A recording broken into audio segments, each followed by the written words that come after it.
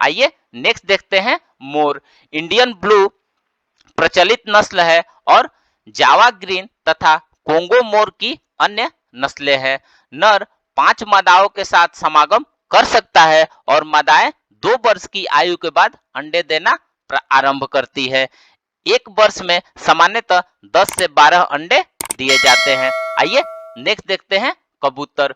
कबूतर को शौक, उड़ाने, मांस और खेल के लिए पाला जाता है।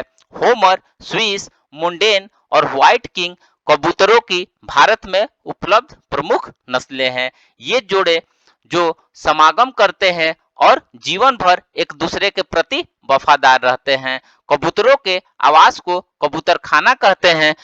मादा कबूतर सामान्यतः 2 या 3 के समुच्चय में अंडे देती हैं और अंडे देने के बीच 4 से 5 सप्ताह का अंतराल होता है। नर अंडों को मध्याह्न में कुसुमायित करते हैं और शेष अवधि में मादाएं करती है। अंडे 17वें दिन स्फुटित हो जाते हैं और चूजे को कबूतर का बच्चा कहते हैं।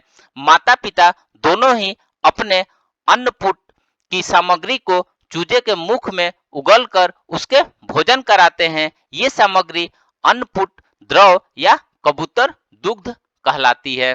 आइए नेक्स्ट देखते हैं बटेर। बटेर शब्द क्वेल का अर्थ छोटे अमाप के पक्षियों के समूह से है जो खतरे से बचने के लिए उड़ने की अपेक्षा दौड़ते हैं। जापानी बटेर एक उप प्रजाति है और अधिकतर भारत में पाली जाती है।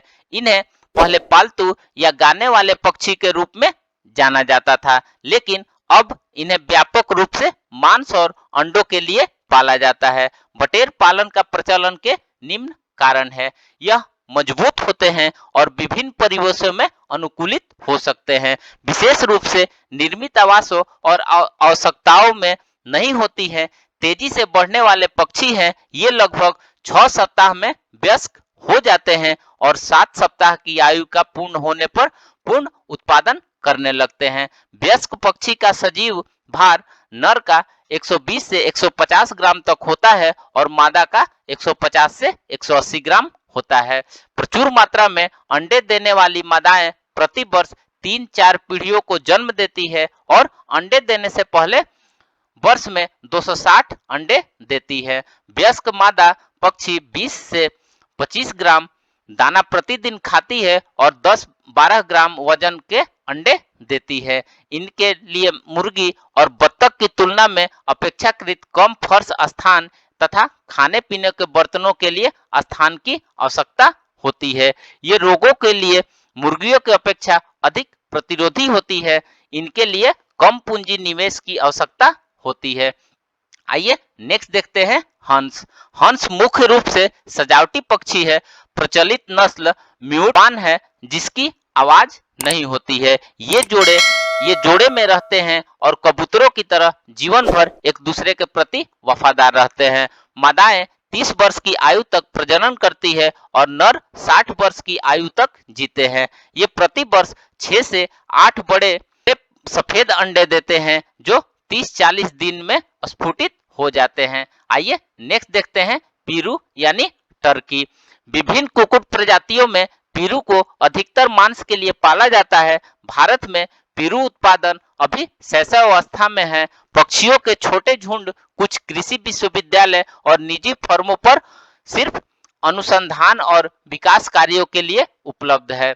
चूंकि पीरू के चूजे और मादाएं अपेक्षाकृत बड़े अमाप की होती है, अतः उनके कटे टुकड़े को विभिन्न आकर्षक प्लेटों में व्यक्तिगत उपभोक्ता के लिए उपयुक्त पैकेटों में बेचा जाता है।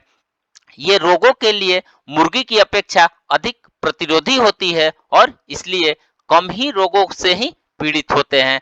पीरू पालन के लिए निम्नलिखित लाभ है। ये बहुत तेजी से बढ़ते हैं। इन्हें विस्तार पद्धति में घरों के पिछवाड़े में पाला जा सकता है। पीरू का अंडा मुर्गी के अंडे से 1.3 गुना अधिक वजन होता है। ये रोगों के लिए मुर्गी से अधिक प्रतिरोधी होते हैं। ये मुर्गियों से बेहतर दाने की खोज लेने वाले होते हैं। पीरू के मांस में अन्य पक्षी प्रजातियों के मांस की अपेक्षा कम वसा होती है। तो फ्रेंड्स, इस प्रकार से आज हमने विभिन्न प्रकार के कुक्कुट फार्म के बारे में पढ़ा। तो मिलते हैं एक नए वीडियो के साथ में, तब तक से हमारे चैनल पे बने रहिए। धन्यवाद।